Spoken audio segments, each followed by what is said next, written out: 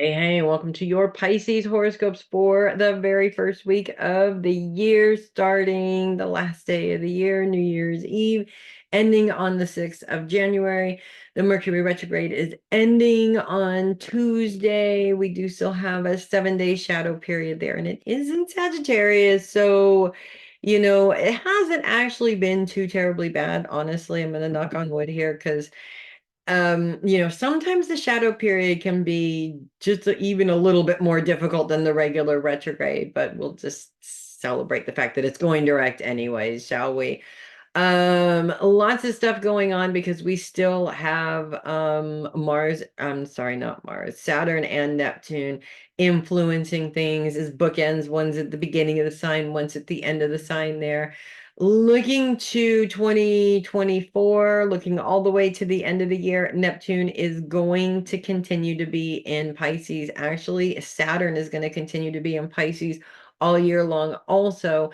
So we will continue with the same influences, planet influences in terms of those two planets. That's not much is changing there. Um, with that per se. We're going to start with Saturn here and Saturn's focus. Saturn is in a bit of a square with Venus. Venus is focused on finances. Saturn is focused on your support system. Let's just call it like it is, okay? Especially in terms of being in relationships, your financial goals, their financial goals may not necessarily line up properly. So, a lot of times, what happens with this is you have plans, you have things you want to implement, you have things that you want to do, but you can't. And it's a really good opportunity to put the blame on that person. And honestly, that is not what you want to do. If there's a lot of different things that you can do besides doing that. For instance, not relying on that person, number one.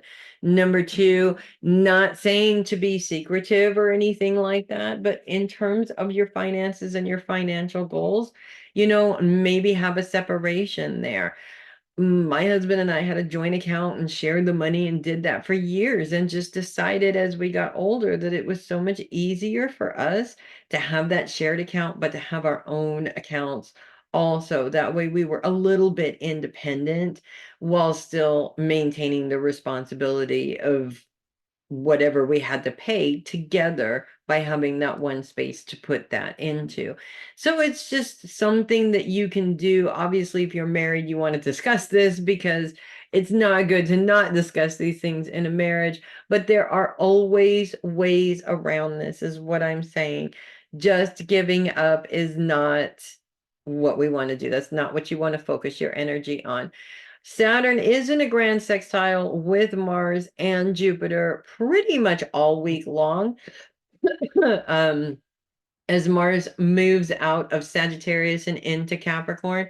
Mars is focused on long-term goals. Jupiter is focused on self-expansion, growth, while you have Saturn really focused on your support system. So this really is about building the proper support system for your goals and your own self-improvement.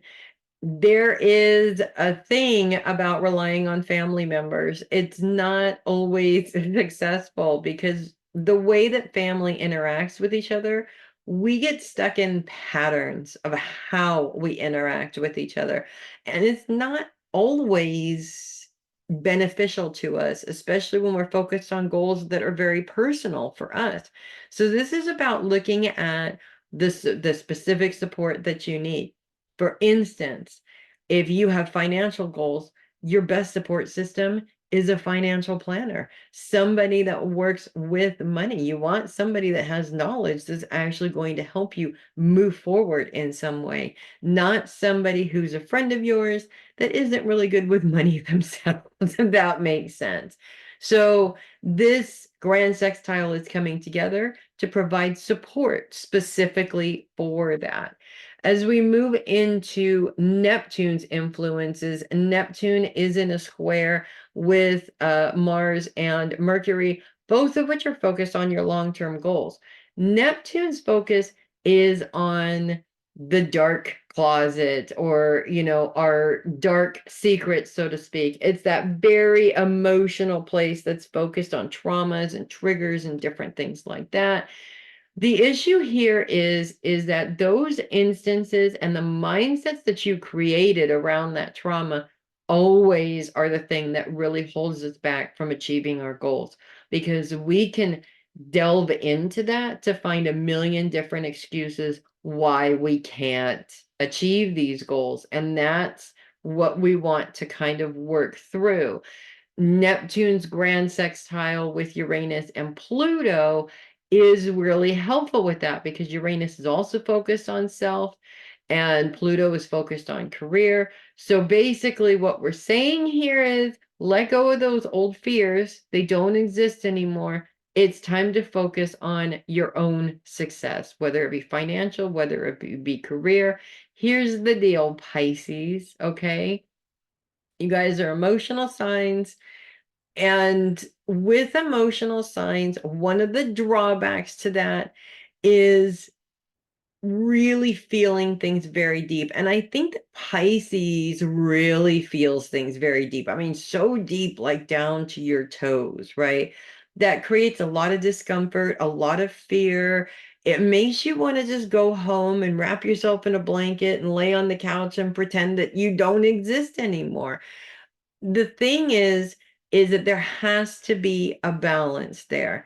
It's okay to be emotional and it's okay to feel things, but you also have to create some boundaries when it comes to the people around you that are forcing you to overfeel things, if that makes sense, especially in terms of relationships that might be considered classified toxic relationships. Those relationships, it's a consistent make you feel bad so that they can manipulate you. And that's something that, if that is something you can identify around you, you want to definitely put some boundaries on that, eliminate it, do whatever you can to overcome that relationship, basically controlling you in that way. It's not worth it. It's never going to get better.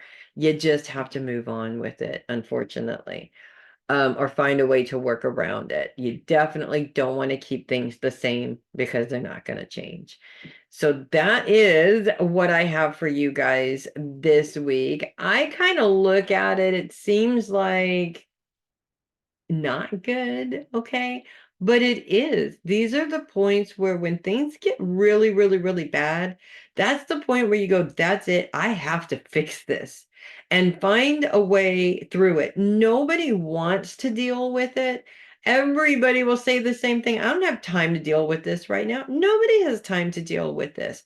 That's why we put it off and put it off and put it off until it gets so bad that we can't put it off anymore.